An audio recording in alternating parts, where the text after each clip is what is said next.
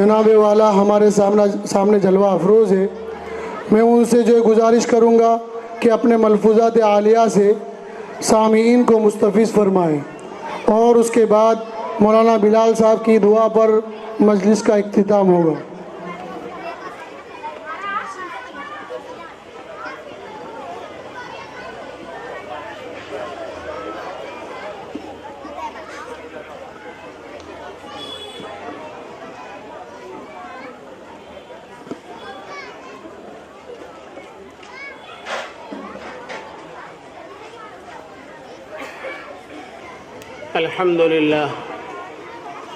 الحمد لله وكفى وسلام على عباده الذين اصطفى أما بعد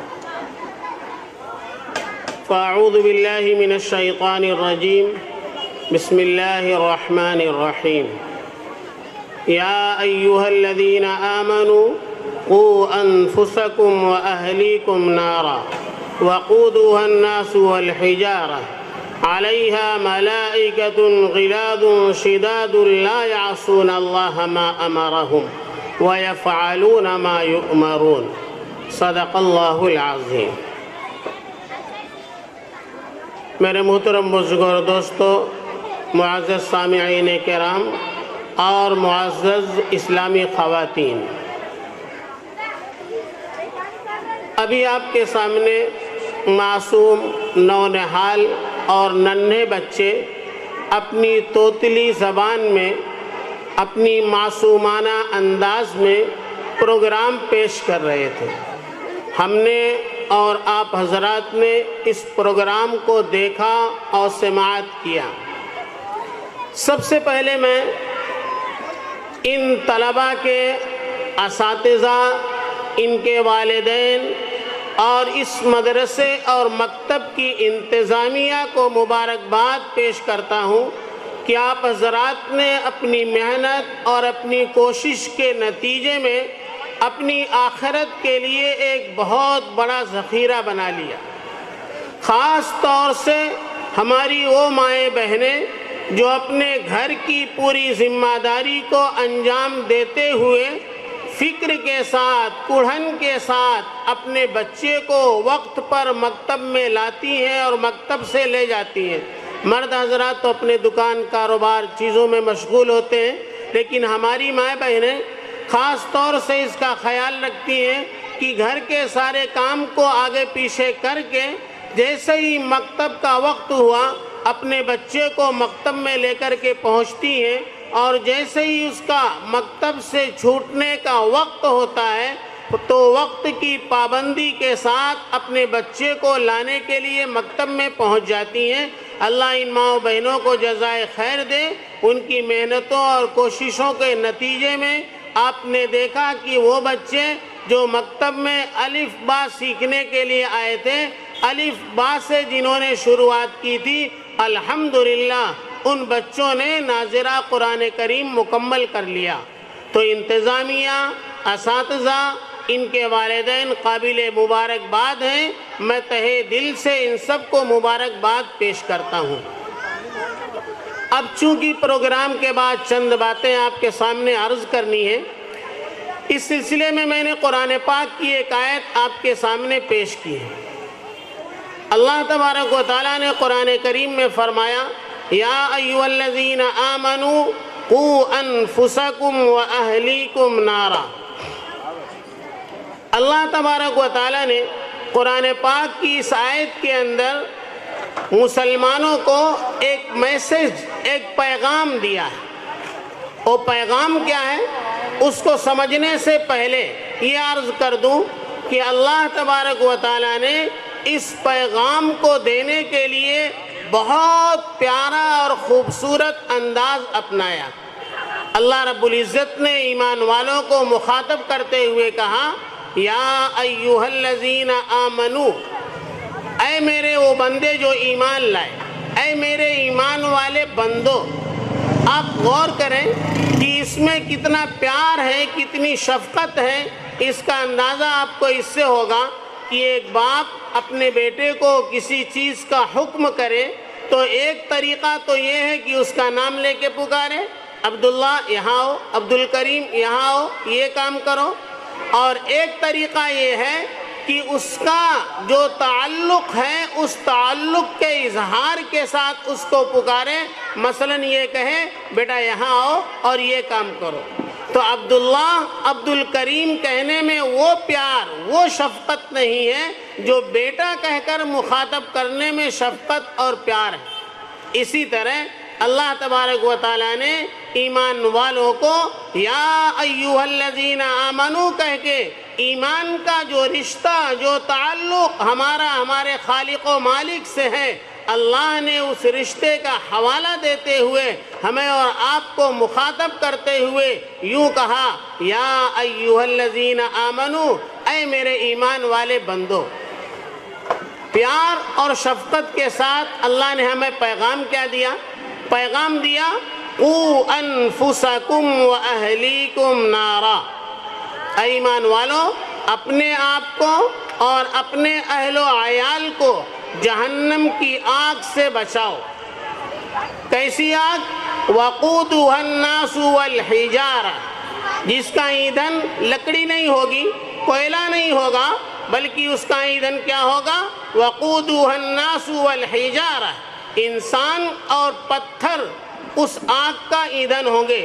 پتھروں سے اس آگ کو دہکایا جائے گا اور اس کے بعد انسان کو اس میں ڈالا جائے گا. فرمایا اللہ رب العزت نے اس آگ سے اپنے آپ کو اور اپنے گھر والوں کو بچاؤ. آگے فرمایا علیہا ملائکۃ غلاظ شداد لا یعصون اللہ ما امرہم. اس پر ایسے فرشتے مقرر ہیں جو انتہائی تندخو ہیں، سخت مزاج ہیں. ایسا نہیں کہ جب کسی انسان کو کوئی سزا دینا ہو، آگ میں ڈالنا ہو تو انہیں رحم آ جائے، شفقت آ جائے اور ترس کھا کر اس کو چھوڑ دیں. نہیں، تندخو ہیں، سخت مزاج ہیں، انہیں رحم آنے والا نہیں، انہیں پیار آنے والا نہیں. اور آگے فرمایا لا یعصون اللہ ما امرہم، اللہ رب العزت کے حکم کی وہ نافرمانی نہیں کرتے. وَيَفْعَلُونَ مَا يُؤْمَرُونَ، اللہ کی طرف سے انہیں جو حکم دیا جاتا ہے اس حکم کو پورا کرتے ہیں. اللہ نے جس کام کو جس طریقے پر، جس انداز میں، جس وقت میں جتنا کرنے کے لیے کہا ہے، فرشتے اس کام کو اسی وقت میں، اسی انداز پر اور اتنا ہی کرتے ہیں.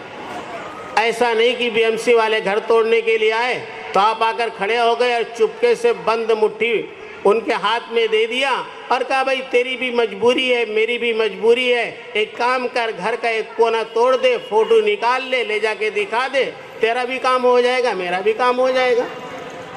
تو ایسا نہیں.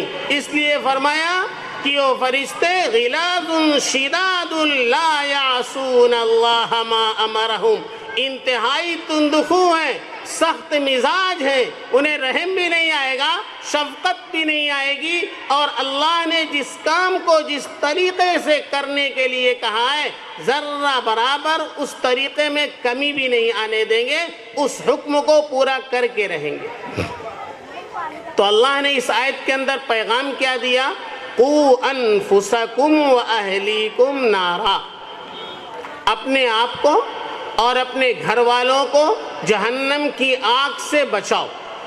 اس آیت سے پہلی بات تو یہ معلوم ہوئی قوا انفسکم، سب سے پہلے ہم سب پر جو ذمہ داری ہے وہ ہماری اپنے آپ کی ہے. ہماری قبر، ہماری آخرت کا کیا؟ جس دن ہم قبر میں ہوں گے فرشتہ ہمارے پاس سوال کرنے کے لیے آئے گا، بیوی، بچے، آل اولاد، رشتہ دار، دوست، دشمن، گھر والے، محلے والے، کوئی ہمارا ساتھ دینے والا نہیں ہوگا. آج تو ذرا سر میں درد ہو جائے، بیوی کو نیند نہیں آتی، بچہ پریشان، بیٹی پریشان، بیٹا پریشان، ہر ایک پوچھتا ابو سر میں درد ہے، یہ دوا کھا لو، لاؤ میں سر میں تیل لگا دیتا ہوں، لاؤ میں سر میں مالش کر دیتا ہوں. بہت سارے لوگ تعاون کے لیے تیار ہوتے ہیں. راستہ چلتے ہوئے آپ کے پاؤں میں ٹھوکر لگ جائے، آپ اٹھ کر جانے کے لائق نہ ہو. ایک عام انسان، اجنبی آدمی آپ کے پیچھے سے اگر آئے گا، وہ دیکھے گا آپ کو چوٹ لگ گئی، آپ کو زخم آ گیا ہے، خون نکل گیا ہے، آپ کے جیب کا پیسہ بھی نہیں نکالے گا، بلکہ ہاسپٹل میں آپ کو پہنچا دے گا، ڈاکٹر کے پاس تک آپ کو پہنچا دے گا، ضرورت پڑی تو اپنے جیب کے پیسے بھی خرچ کر دے گا. لیکن آپ غور کریں، جس وقت فرشتہ آ کر سوال کرے گا، من ربکا، تیرا رب کون، ما دینکا، تیرا دین کیا ہے، من نبیکا، تیرے نبی کون ہے، آدمی دائیں دیکھے گا، بائیں دیکھے گا، کوئی نظر نہیں آئے گا. تو اس دن کی تیاری ہر آدمی کی اپنی ذمہ داری، یہ سب سے پہلی ذمہ داری ہے. اس لیے کہا قو انفسکم، سب سے پہلے اپنے آپ کی فکر، اور اس کے بعد وَأَهْلِيكُمْ، اپنے گھر والوں کی فکر. بعض مرتبہ انسان اپنے ذاتی دینداری، نماز، روزہ، حج، زکوٰۃ، تسبیح، تلاوت پر مطمئن ہو جاتا ہے.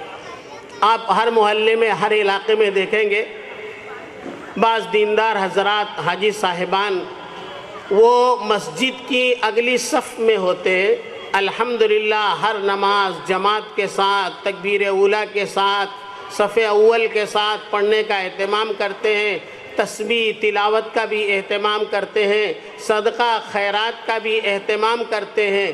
لیکن جب آپ جائزہ لیں گے تو حاجی صاحب کی زندگی کسی رخ پر ہوگی اور گھر والوں کی زندگی کسی اور رخ پر ہوگی. یہ مشرق کی طرف جا رہے ہیں تو مغرب کی طرف جا رہے ہیں. کیوں؟ اس لیے کہ وہ مطمئن ہوتے ہیں کہ میں تو نماز، روزہ، حج، زکوٰۃ، ماشاءاللہ تسبیح تلاوت سب کر ہی رہا ہوں. تو اللہ رب العزت نے فرمایا قو انفسکم واہلیکم نارا، تمہارا خود کا ذاتی عمل، ذاتی زندگی اور ذاتی عبادت یہ نجات کے لیے کافی نہیں، بلکہ جو تمہارے دست نگر، جو تمہارے انڈر میں، تمہاری ماتحتی میں رہنے والے، کام کرنے والے ہیں، ان کی بھی فکر کرنا، کوشش کرنا، محنت کرنا، یہ تمہاری ذمہ داری ہے. ایسا نہیں کہ خود اگلی صف میں بیٹھ کر تسبیح تلاوت کر لیا اور گھر سے حاجی صاحب چپکے سے اٹھ کر کے آ گئے، گھر میں کوئی آدمی فجر کی نماز کے لیے اٹھا ہوا نہیں اور کسی آدمی کو فکر نہیں. بہت ضروری ہے کہ ہم اپنی فکر کرنے کے ساتھ اپنے اہل و عیال کی فکر کریں. جب لوگوں کو اس طرف متوجہ کیا جاتا ہے کہ حاجی صاحب، فلانے صاحب، سیٹھ صاحب، آپ ذرا گھر والوں کی، بچوں کی بھی فکر کرو، ان کی زندگی میں دین ضروری ہے، جیسے آپ کی زندگی میں دین ضروری ہے اسی گھر والوں کے لیے زندگی میں بھی دین ضروری ہے. تو وہ کہتے ہیں کیا کروں، میں تو کئی بار کہہ چکا ہوں بیٹا نماز پڑھ لیا کر، بیٹا کم سے کم جمعہ میں چلے جایا کر. نہیں جاتا، نہیں مانتا، وہ دوستوں کے ساتھ رہ کر کے خراب ہو گیا ہے، اس نے اپنی زندگی کا رخ الگ قائم کر لیا ہے. میں کہنے کا مکلف ہوں، کہہ دیتا ہوں، نہیں مانتا تو میں کیا کروں. آپ مزید سمجھانے کی کوشش کریں گے. اللہ نے اپنے حبیب امام الانبیاء جناب محمد الرسول اللہ صلی اللہ علیہ وسلم کو مخاطب کر کے کہا اِنَّكَ لَا تَهْدِي مَنْ أَحْبَبْتَ وَلَكِنَّ اللَّهَ يَهْدِي مَنْ يَشَاءُ. اے میرے حبیب، آپ جس کو چاہیں اسے ہدایت نہیں دے سکتے ہیں. وَلَكِنَّ اللَّهَ يَهْدِي مَنْ يَشَاءُ، اللہ جس کو چاہیں گے اس کو ہدایت دیں گے. ہدایت کے مالک تو اللہ ہیں، لیکن ہدایت کی محنت کے مکلف ہم اور آپ اور سارے انسان ہیں. تو ہدایت کی محنت جیسے سارے انبیاء نے کی، ایسی ہم سب کو اس کی محنت کرنا چاہیے.